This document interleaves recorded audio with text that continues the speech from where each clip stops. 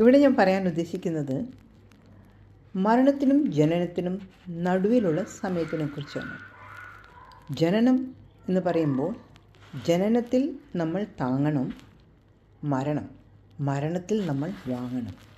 അപ്പോൾ താങ്ങണം, വാങ്ങണം, ഇതിൻ്റെ നടുക്കിലുള്ളതാണ് നമ്മുടെ ജീവിതം എന്ന് പറഞ്ഞാൽ എന്താണ്? അതായത് ഒരു കുട്ടി ജനിക്കുന്ന സമയത്ത് കുട്ടീനെ താങ്ങണം, എപ്പോഴും താങ്ങി വേണം നടന്നു പോകാൻ, അല്ലേ? ആ കുട്ടി വളർന്ന് ഒരു പരിധി ആവുന്നത് വരെ. പക്ഷേ നമ്മുടെ മരണത്തിലോ വാങ്ങണം. ബോഡി വാങ്ങാൻ ആൾക്കാരുണ്ടോ എന്നാണ് ചോദിക്കുക, അല്ലേ? കുട്ടി ജനിക്കുമ്പോഴോ കുട്ടീനെ വാങ്ങാൻ ആൾക്കാരുണ്ടോ എന്ന് ചോദിക്കില്ല. കുട്ടീനെ താങ്ങണം, ബോഡി വാങ്ങണം.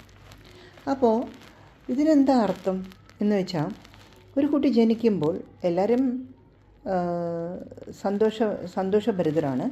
മാത്രമല്ല കുട്ടികളുടെ ചിലവുകൾ, കുട്ടിയുടെ അമ്മയ്ക്കുള്ള ചിലവുകൾ, ഹോസ്പിറ്റൽ ചിലവുകൾ, ഇതൊക്കെ താനേ നടന്നോളും, വലിയൊരു പ്രശ്നമില്ലാതെ നടന്നോളും. പക്ഷേ ഈ മരണസമയത്ത് മരണാനന്തര ചടങ്ങുകൾ ചെയ്യാൻ ഓരോരുത്തരും ആലോചിക്കും. ആരാ കൊള്ളി വയ്ക്കുന്നത്, ആരാ റിച്വൽസ് ചെയ്യുന്നത്, ആരാ കാശിടുന്നത്, എല്ലാ മക്കളും കൂടെ പങ്കിടുവോ, അല്ല പങ്കിടാതെ ചെയ്യാമോ, ഒരാൾ ചെയ്താൽ മതിയോ, ഇങ്ങനെ ഒരുപാട് തർക്കുത്തരങ്ങൾ പോകും. പക്ഷേ ജനനത്തിൽ അത്രയും പ്രശ്നങ്ങൾ വരില്ല. അതുകൊണ്ടാണ് പറയുന്നത് ജനനത്തിൽ താങ്ങലും മരണത്തിൽ വാങ്ങലും ആണ് സാധാരണ നടക്കാറുള്ള പതിവ്. അപ്പോൾ മരണാനന്തര ചടങ്ങുകൾ ചെയ്യാനും അല്ലെങ്കിൽ ബോഡി വാങ്ങാനും ഒക്കെ ആൾക്കാരില്ലെങ്കിൽ ആ ശവസംസ്കാരം ഒരു അനാഥയ്ക്ക് ചെയ്യുന്ന മാതിരിയായി പോകും. പക്ഷേ ചെയ്യാതിരിക്കാൻ പറ്റില്ലല്ലോ, ചെയ്യും. പക്ഷേ അതിൻ്റേതായ പരിധികൾ എന്ന് പറയുന്നത് കുറച്ച് കടന്നതാണ്. അതുകൊണ്ടാണ് പറയുന്നത് ജനനത്തിന് താങ്ങണം, മരണത്തിന് വാങ്ങണം എന്ന് പറയുന്നത്.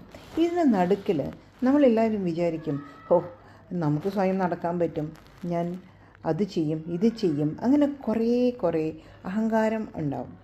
ഈ അഹങ്കാരത്തിൽ നമ്മൾ വിചാരിക്കും നമ്മളാണ് എല്ലാം ചെയ്യുന്നതെന്നും നമുക്ക് എല്ലാം ഒറ്റയ്ക്ക് ചെയ്യാൻ പറ്റും എന്നും വിചാരിക്കും. ഇത്തരം അഹങ്കാരങ്ങളെ ഒഴിവാക്കുക എന്നത് വളരെ നല്ല കാര്യമാണ്. എന്ന് വെച്ചാൽ സെൽഫ് പ്രൈഡ് എന്നത്, ആത്മാഭിമാനം എപ്പോഴും നല്ലതാണ്, പക്ഷേ ഈ അഹങ്കാരം നല്ലതല്ല. അപ്പോൾ ഈ മരണത്തിനും ജനനത്തിനും നടുക്കിലുള്ള നമ്മുടെ ജീവിതത്തിൽ നമ്മൾ ആത്മാഭിമാനത്തോടെ ജീവിക്കുക എന്നുള്ളത് വളരെ സത്യസന്ധമാണ്, നല്ലൊരു കാര്യമാണ്.